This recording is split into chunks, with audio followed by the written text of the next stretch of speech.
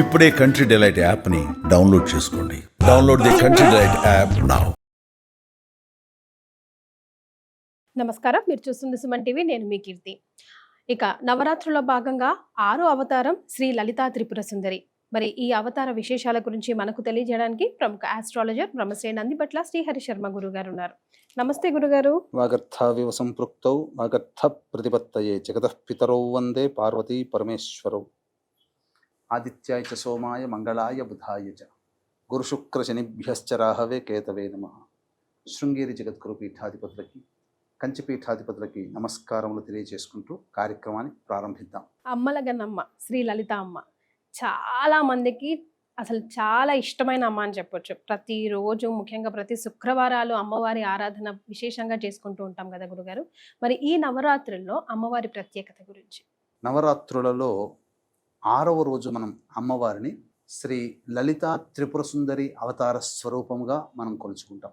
ఈ అమ్మవారు త్రిపురాదేవిలలో ముఖ్యమైనటువంటి అమ్మవారు. మనం చూస్తూ ఉంటాం, అనేక దేవీ చిత్రపటాలలో లలిత అమ్మవారినే ప్రధానంగా పూజిస్తుంటుంటారు. మహాలక్ష్మి, మహాకాళి, మహాసరస్వతి స్వరూపముగా భావించబడేటువంటి యొక్క దుర్గా పరమేశ్వరి దేవి అవతారాలలో మహాలక్ష్మి, మహాసరస్వతులు ఈ లలితా త్రిపుర సుందరి అమ్మవారికి ఇరువైపులా ఉండి వింజామరులు వీస్తూ ఉంటుంటారట. చాలామందికి తెలిసినటువంటిదే మణిద్వీప వర్ణన అని ఒకటి ఉంది. ఆ మణిద్వీప వర్ణనలో అమ్మవారు స్థిర నివాసురాలై ఉంటుందని చెప్పి మనకు శాస్త్రం. ఈ అమ్మవారి యొక్క పాద ధూళిని ధరించి బ్రహ్మ సృష్టికర్త అయ్యాడు, విష్ణువు సంరక్షకుడయ్యాడు, ఈశ్వరుడు రుద్రుడు ప్రళయకాల రుద్రుడుగా లయకారకుడయ్యాడు. కాబట్టి మనకు తెలిసినటువంటి బ్రహ్మ విష్ణు మహేశ్వరులకి కంటే కూడా ఈ అమ్మవారు మహాశక్తివంతురాలు. వారి సృష్టి కూడా ఈ అమ్మవారి ద్వారానే జరిగింది. ఈ ముగ్గురికి కలిపి కోట్ల బ్రహ్మ విష్ణు మహేశ్వరులకి కలిపి ఎంత ఆయుష్ ఉంటుందో అంతకి మించినటువంటి ఆయుష్ ఈ లలితా త్రిపుర సుందరి అమ్మవారికి ఉంటుంది. ఈ లలితా త్రిపుర సుందరి అంటే మనకు చెప్పబడినటువంటిది సదా రక్షించేది అని అర్థం. ఈ భూమండలాన్ని సదా రక్షించేది ఏంటమ్మా? ఆక్సిజన్. అందుకనే శ్రీ సూక్తంలో అమ్మవారికి, ఈ లలిత అమ్మవారికి ఇష్టమైనటువంటి శ్రీ సూక్తంలో హిరణ్యవర్ణాం హరిణీం సువర్ణరజత స్రజాం అంటుంది కదా. ఆర్ద్రాం పుష్కరణీం పుష్టిం సువర్ణాం హేమ మాలినీం అంటే హిరణ్య ప్రాకారం ఈ భూమిగా మనం కలుసుకుంటే అక్కడ ఆర్ద్రతతో కూడుకున్నటువంటి ఈ యొక్క ఓజోన్ పొర పై భాగంలో అమ్మవారి శక్తి నిండి ఉంటుంది. అందుకే ఈ భూమండలాన్ని అమ్మవారు సదా రక్షిస్తూ ఉంటుంది. అంతేకాకుండా ఈ అమ్మవారు చెరుకు గడ విల్లుగా ధరించి పుష్ప బాణములు, పుష్పాలని బాణములుగా ధరించి ఉంటుంది అమ్మవారు. కాబట్టి సాధారణంగా పంచదశి, షోడశి అనేటువంటి యొక్క ఉపాసనలు ఉంటాయి. ఇది కేవలము చాలామంది ఉపాసనా పరులు మాత్రమే ఆ స్థాయికి చేరుకోగలుగుతారు. ఈనాడు పుట్నాల్లాగా అమ్మే విధంగా మంత్రాలన్నీ ఎవరు పడితే వాళ్ళు ఇచ్చేస్తున్నారు, ఇలా ప్రసార మాధ్యమాల్లో చెప్పేస్తున్నారు. కానీ పూర్వకాలంలో బీజాక్షరాలతో కూడుకున్నటువంటి మంత్రాలని ఎవ్వరికీ ఉపదేశం చేసేవారు కారు. నవదుర్గలలో భాగంగా, నవ అవతారాలలో భాగంగా ఈ లలితా త్రిపుర సుందరి ఆరాధన ఎందుకు పెట్టారో తెలుసా అమ్మా? ఈ అమ్మవారిని చేరుకోవాలి అని అంటే 9 మార్గాల ద్వారా ఈ అమ్మవారిని చేరుకోవాలి. పంచదశి, షోడశి ఈ ఉపాసనలో ఉన్నటువంటి వారికి ఈ అమ్మవారు మహా దేవత. కాబట్టి ఈ అమ్మవారిని గనక ఉపాసన చేస్తే నెగిటివ్ ఎనర్జీ అంటూ ఉండదు.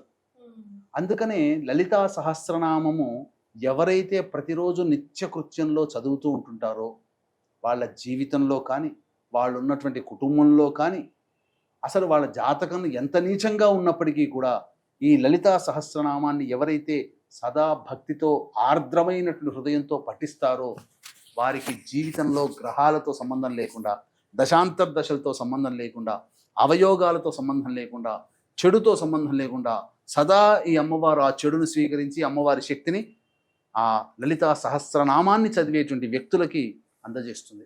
ఈ యొక్క రాక్షసులలో భండాసురుడు అనేటువంటి యొక్క గొప్ప రాక్షసుని ఎక్క మొత్తంలో బాగా అమ్మవారు ప్రయత్నించి సంహరించడం జరిగింది.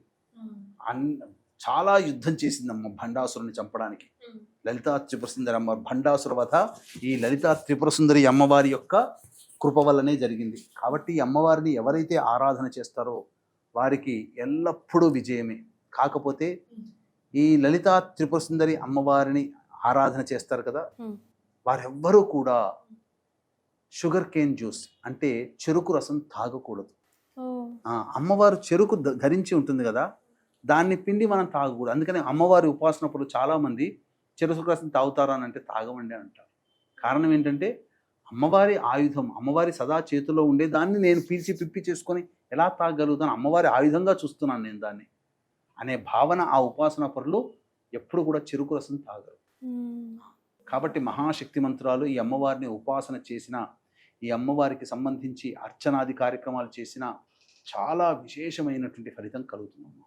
మరి ఈ రోజు పఠించవలసిన మంత్రం, అలాగే అమ్మవారికి ఇష్టమైన నైవేద్యం. అమ్మవారికి ఇంతకుముందే చెప్పానమ్మా, లలితా సహస్రనామము లేదా లలితా త్రిశతి 3 కాలాల్లో చేసుకోవాలి. ఈ అమ్మవారికి ఇష్టమైనటువంటి నైవేద్యము దధ్యోచనము. తెలుపు వర్ణము కానీ ఎరుపు వర్ణము వస్త్రము కానీ ధరించి ఈ అమ్మవారిని పూజ చేయాలమ్మా. అమ్మవారు శీఘ్రంగా అనుగ్రహిస్తుంది. అమ్మలగన్న అమ్మ, ముగ్గురమ్మల మూలపుటమ్మ, సూరాలమ్మ. ఈ అమ్మవారి అనుగ్రహం కలిగిందా, అమ్మ దయ ఉంటే అన్నీ ఉన్నట్లే. కాబట్టి వీక్షించేటువంటి ప్రేక్షకులు ఈ రోజున 6వ రోజున లలితా మహా త్రిపుర సుందరి రూపంలో ఈ అమ్మవారిని కనుక కొలిచినటువంటి వాళ్ళకి సకల శుభాలు కలుగుతాయి అని చెప్పడంలో ఏమాత్రం సందేహం లేదు. అలాగే వీక్షించేటువంటి ప్రేక్షకులకి కూడా గమనిక, అక్టోబర్ 6వ తారీఖు రోజున ఆశ్వీజ పౌర్ణమి. ఈ రోజున మీ జాతకరీత్యా కలుగు విద్య, వివాహ, ఉద్యోగ, దాంపత్య, అనారోగ్య సమస్యల నివారణకి, మరియు గురువు 10వ తారీఖు రోజున కర్కాటక రాశిలోకి ప్రవేశం చేస్తున్న కారణం చేత గురువు అంటేనే పనులలో అనుకూలత. కాబట్టి గురు అనుగ్రహం కలిగిందంటే అన్ని పనులు శుభకార్యాలు వస్తాయి. కాబట్టి అట్టి గురుగ్రహం అనుగ్రహం అందరికీ రావాలనే సదుద్దేశంతో దక్షిణామూర్తి దత్తాత్రేయ మూలమంత్ర హోమాలతో పాటు ఇన్ని రోజుల పాటు మీరు పూజ చేసుకునే అమ్మ అనుగ్రహాన్ని పొందారు. ఇంకా విశేషంగా పూజతో పాటుగా హోమం కూడా జరుపుకుంటే బాగుంటుంది కదా. అందుకని శ్రీచక్ర అధిష్టాన దేవతలలో ప్రధాన దేవత వాంఛాకల్పలతాదేవి.